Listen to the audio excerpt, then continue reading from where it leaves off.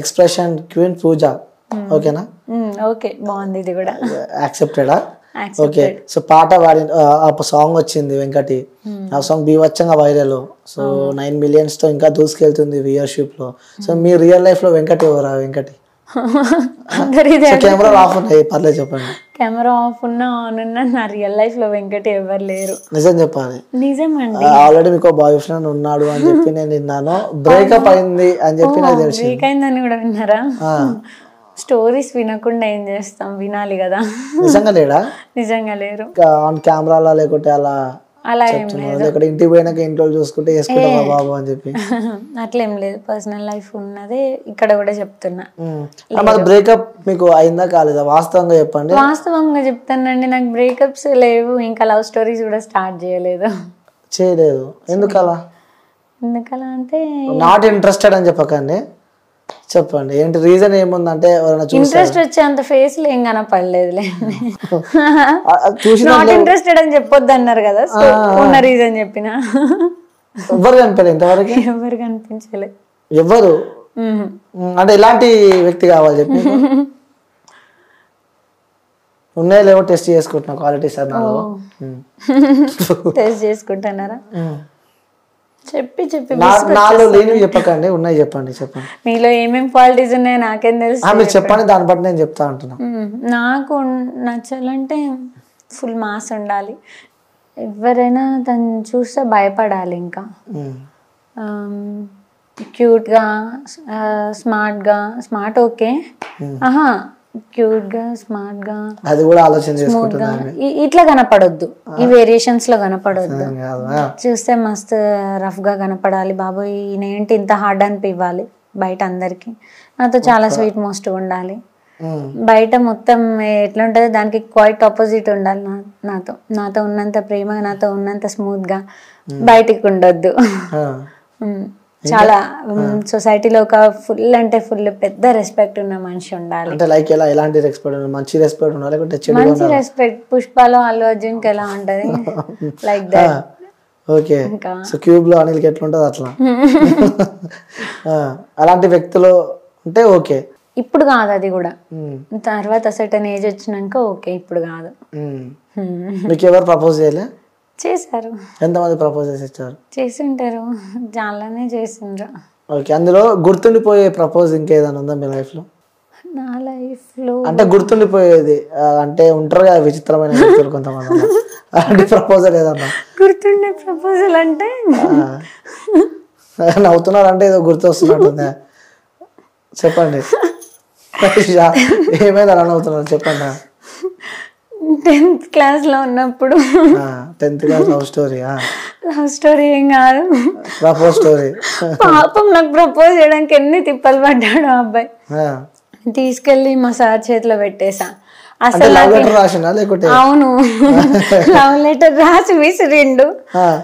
తీసుకెళ్లి సార్ చేతిలో పెడితే నాకు తెలియని విషయం ఏంటంటే మా సార్కి ఎప్పటి నుంచో తెలుసు అంట అబ్బాయి నా వెనక పడేది. ఓకే నైస్ రా బాబు, అందరు బాగా సెట్ అయినరా అనుకున్నా. సో స్టడీ అవర్స్ టైంలో నేను చదువుకుంటా ఉంటే అదంతా రాసి మొత్తం ఇట్లా రౌండ్ చేసేసి నా మీదకి ఇసిరితే తీసి ఓపెన్ చేసా. ఫస్ట్ నా చుట్టూ ఇంకా మిగతా అమ్మాయిలు కూడా ఉంటారు కదా, ఇది ఎవరికి రాసిండ్రు ఎవరు రాసిండ్రు అని అడిగిన. అడిగితే ఇట్లా పూజ అంతేను అని చెప్పిండ్రు. ఎవరికి అంటే ఇంకెవరికి తెలిసిందే కదా అని నన్ను. ఓ అని చెప్పి ఇంకా సార్ చేతిలో పెడితే సార్ నవ్వి సరే నువ్వు వెళ్ళు అని అన్నాడు.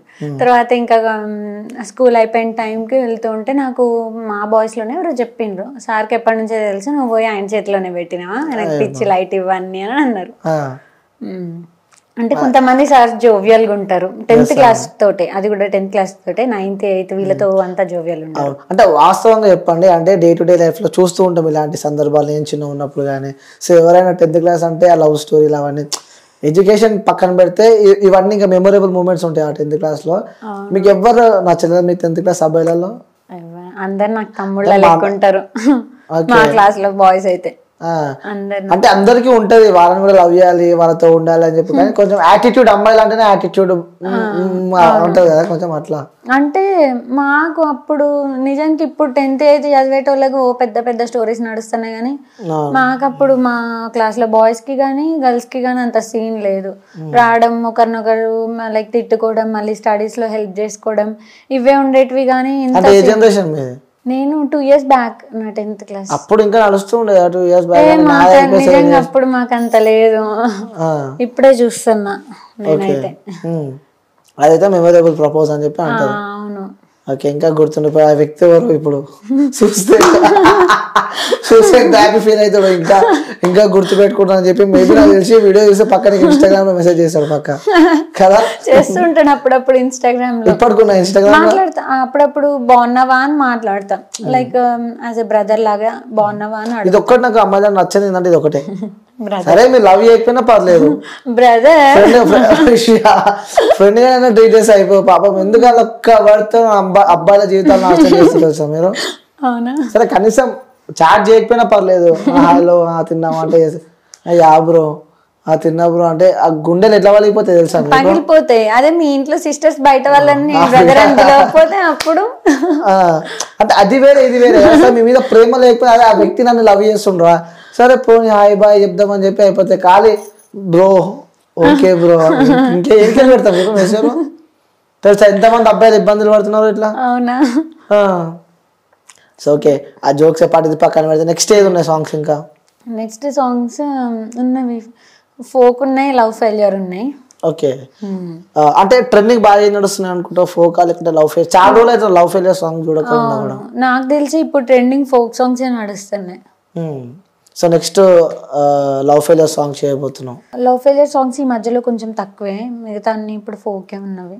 ఓకే, సో అంటే మీరు ఆల్రెడీ ఒక యాక్టర్, ఒక డాన్సర్ కాబట్టి, సో ఆల్రెడీ వెంకటి సాంగ్ పాడారు. సో ఇంకొక సాంగ్ పాడాలంటే ఫోక్ లోనే నీకు ఇష్టమైన సాంగ్ పాడాలంటే, మీరు ఫోక్ ఇండస్ట్రీలో ఉన్నారు కాబట్టి, సో మీకు ఇష్టమైన సాంగ్ పాడాలంటే ఏ సాంగ్ పాడతారు? నాకు ఇష్టమైన సాంగ్ అంటే చాలా ఉన్నాయి, అందులో ఒక్కో ఇంటర్వ్యూలో పాడాను కాబట్టి ఇప్పుడు ఈ ఇంటర్వ్యూలో ఇంకోటి పాడతాను. ఓకే, అంటే కంటెంట్ ఇచ్చుకుంటూ పోతున్నాం అనమాట ఒక్కొక్క ఇంటర్వ్యూ. ఏ సాంగ్ పాడదాం అనుకుంటున్నావు? నాదే బావా నిన్నే కోరుకున్నా, నా సాంగే. ఓకే, అంటే మీ బావ గురించి పాడుతున్నావా? నాకు ఇష్టం ఆ సాంగ్.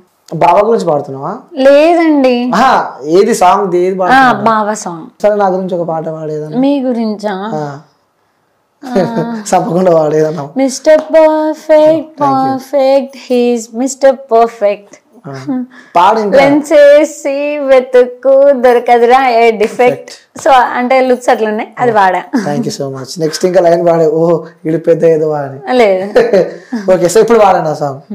బావా నిన్నే కోరుకున్నా, ప్రేమలు నీపై పెంచుకున్నా, గుండెల్లోనే దాసుకున్నా, గుడే నీకై గట్టుకున్నా, సిట్టి రాసి పెట్టుకున్నా, పట్టు సీర గట్టుకున్నా, పాపడి బిల్ల పెట్టుకున్నా, పాదాలకు పట్టీలెట్టుకున్నా, నిన్నే కోరుకుంటున్నా, నన్నే చేరమంటున్నా, పానం నువ్వే అంటున్నా, ఎదురు సూపుల్లో ఉన్నా, ఎండి కొండ లాంటి వాడ, ఎన్నెల కన్నా సొల్లని వాడ, నేరాడల్ల నేరాడి నాడి సప్పుడు మారింది, రేలా పువ్వుల నవ్వు జారి గుండె మీద వాలింది.